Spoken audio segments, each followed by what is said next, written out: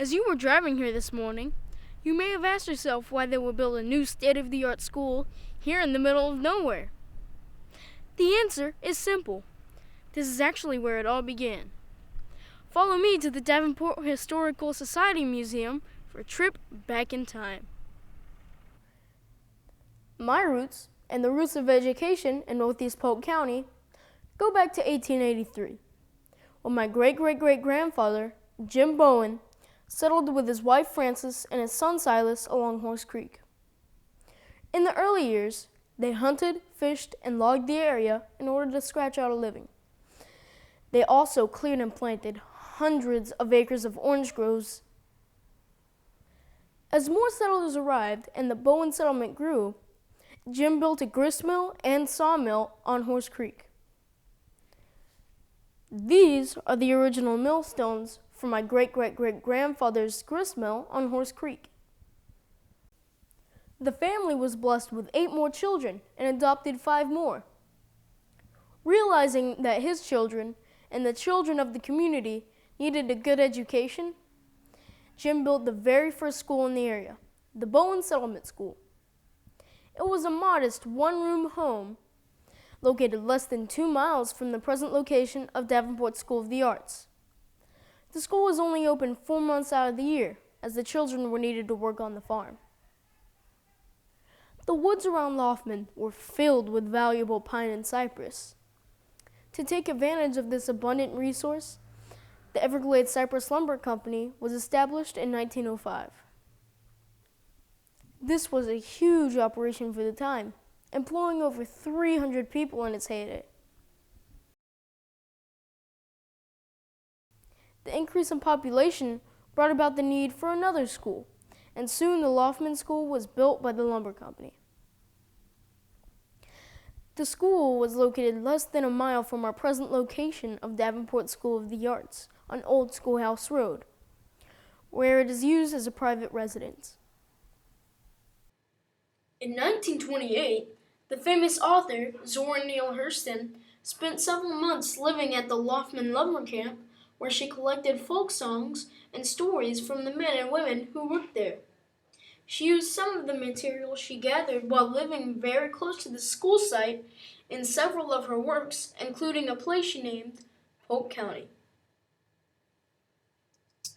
In 1895, the railroad pushed south through the area with a stop at Horse Creek, just north of the present town of Davenport. Davenport began to grow, and in 1918, a 2-room wood-frame school was constructed on Escambia Street. By that time, the old Bowen Settlement School had shut down, and students in the area either went to Loughman or Davenport to school. Davenport became a popular destination for northern tourists to enjoy the warm subtropical climate. Visitors came to stay at the Holly Hill Inn, play golf at the Holly Hill Golf Course, and visit the Davenport Yacht Club. Many of those visitors were enticed by developers to purchase land and settle here permanently. The population of Davenport continued to grow, and the small 2-room school building was replaced in 1920 by a yellow sand brick school building. The school soon outgrew this building, and in 1927 it was razed and replaced by the familiar red brick building that still stands today. This building served the students of Davenport for over 80 years. Over the years, several new buildings were added to Davenport Elementary, but the stately 1927 building remained the focal point of the campus. In 1999, Brian Keir, principal of Davenport Elementary, had a vision to transform Davenport Elementary into a choice school that would offer students a curriculum that infuses arts with academics. In 1998, I was selected as principal of Davenport Elementary School. And when I came up to the school, I'd noticed there were a lot of things that had kind of gone downhill. And there was a 2-year process where we talked with people like Mr. Russ, Mr. Cowart, a lot of the Davenport people who had history at Davenport about the direction that we needed to go with the school. So through coordination and working with a lot of staff members, the city of Davenport, we went to the school board and proposed converting Davenport Elementary to Davenport School of the Arts. And at that time we proposed a kindergarten through 5th grade school. They agreed, and we began in 2000 as Davenport School of the Arts. So we decided to go with the arts because it's very well documented how the arts can impact the academics. And we've seen that here since we began a School of the Arts back in 2000. But more importantly, it's not the school as a whole, but I see the arts impacting individual students. And you can see it every single year where students come in. They may be here because their parents made them come, or for whatever reason, they may not have a great attitude about being here, but somewhere along the line, through the arts, whether it's music, dance, drama, or visual arts, something clicks with them. And their whole personality and their whole countenance changes. And you can see them going from someone who is not a leader in school and doesn't want to be here to someone who leads in school and makes a difference in our school. That's the exciting thing to me, and I see it every single year.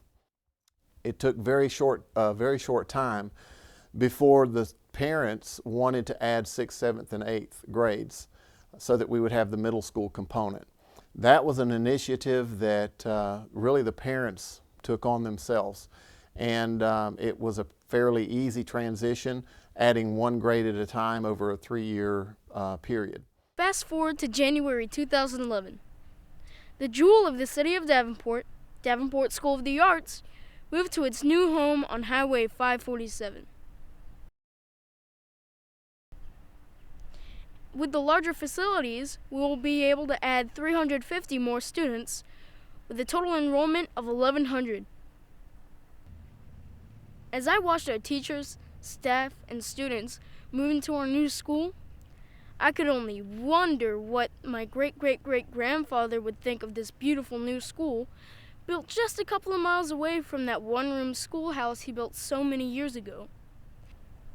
His vision for a quality education still lives on today.